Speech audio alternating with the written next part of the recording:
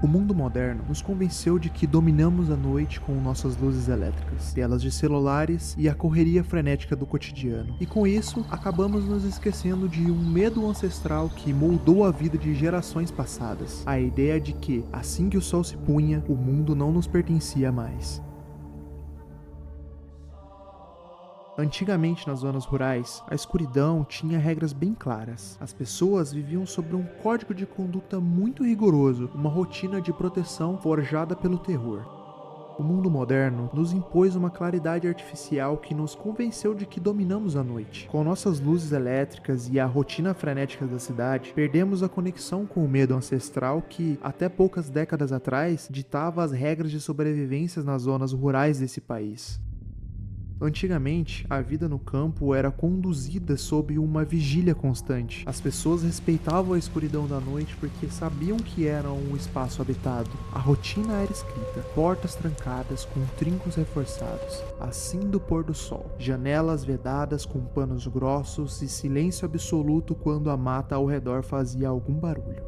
Havia rituais de proteção, fechaduras nas portas, sal nos umbrais, a proibição severa de assobiar durante a madrugada ou de olhar para trás ao ouvir um chamado distante na calada da noite. Tudo isso para evitar encontrar alguma dessas criaturas.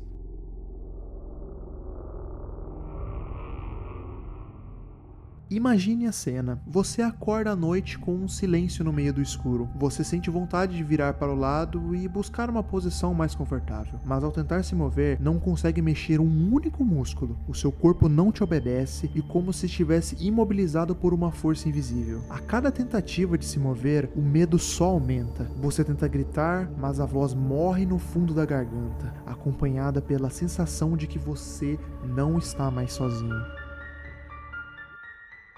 Muitos descrevem a sensação de um peso descomunal, como se um fardo de concreto fosse depositado sobre seu peito, esmagando os pulmões e tornando a respiração muito mais difícil. E abrindo os olhos, você a enxerga montada sobre você. Sua aparência é um tanto quanto perturbadora. Uma mulher velha, de uma magreza desumana, com a pele esticada sobre seus olhos. Suas mãos terminavam em garras longas, finas e sujas, e seus olhos são duas brasas vivas em torno de um rosto cadavérico, brilhando com um tom avermelhado, que é o que mais te aterroriza no escuro. A origem desse horror, segundo os relatos passados de geração em geração, é tão sombrio quanto a própria criatura em si. Dizem que em vida, ela foi uma mulher que conheceu o fundo do poço da existência. Sua trajetória foi marcada por uma escassez degradante e uma fome que lhe corroeu fisicamente e mentalmente. Ela teria morrido de uma forma solitária e cruel, carregando um rancor tão profundo e uma inveja tão destrutiva que a própria morte não foi capaz de dissolver sua consciência. Nas residências do Brasil, e especialmente em São Paulo e em Minas Gerais, os mais velhos sempre alertam. Ela se mantém escondida sobre as telhas, em um estado de vigília, esperando o momento exato em que você vai baixar a sua guarda. E quando o sono pesado te domina, ela desce pela parede e senta sobre o seu peito. Ela agrava o trauma na memória da vítima, transformando uma simples noite de sono em uma cicatriz que talvez nunca desapareça. Um homem de índole extremamente perversa que maltratava todas as pessoas que passavam pelo seu caminho. Seu pior crime foi cometer atos de violência extrema e desrespeito contra sua própria mãe, chegando até mesmo a espancá-la várias vezes. Devido a esse grave pecado, ele foi amaldiçoado após a sua morte. Mas ele era um homem tão ruim que nem o céu e o inferno aceitaram a sua presença, sendo assim amaldiçoado pro resto da vida a viver numa terra dos vivos. Sendo assim amaldiçoado pelo resto da sua vida a viver na terra dos vivos. O cheiro é a primeira coisa que denuncia a presença dele. Se você estiver andando por uma trilha fechada à noite e sentir um cheiro podre de carniça, pode ser duas coisas: uma onça ou um corpo seco. Ele não apodrece, e é por isso que ele tem uma aparência mumificada, pele seca com um couro batido e esticado sobre seus ossos. Ele não tem sangue e vaga pela mata sem nenhum destino, movido apenas por uma raiva contra tudo que cruza o seu caminho. O encontro com ele é brutal, seus movimentos não emitem sons. Antes do ataque, ele fica agarrado aos troncos das árvores ou agachado em moitas, esperando que alguém passe por perto. Quando você percebe a presença dele, já é tarde. Suas garras duras e afiadas cravam na carne e no tecido do seu corpo. Você sente um frio que não vem da temperatura, mas da ausência total da vida. Ele te prende com uma força de um desespero e talvez com uma esperança, pois a lenda diz que ele tenta transferir o peso da sua própria maldição para quem ele captura, na busca de finalmente encontrar a paz da morte. Se você perguntar o que os caminhoneiros que cruzam as estradas na madrugada têm mais medo, muitos vão te contar a lenda da procissão das almas. A origem dessa lenda é antiga. Era dos tempos em que as vilas eram isoladas e a morte de um morador era um evento que parava toda a comunidade. Quando alguém morria sem confissão ou sem receber os seus últimos ritos, diziam que essa alma não encontrava luz. A procissão das almas surgiu desse acúmulo de mortos esquecidos. Na teoria, seriam as almas de todos aqueles que partiram e não puderam descansar, condenados a repetir o trajeto que fizeram até o cemitério, eternamente, entre o mundo dos vivos e o do esquecimento. A procissão surge, geralmente nas noites de neblina densa ou nas estradas cobertas pela escuridão. As figuras aparecem em voltas de túnicas cinzas, caminhando de forma lenta, carregando um caixão que parece ser feito de sombras. E durante a procissão, não se escuta barulho nenhum, e é um completo silêncio.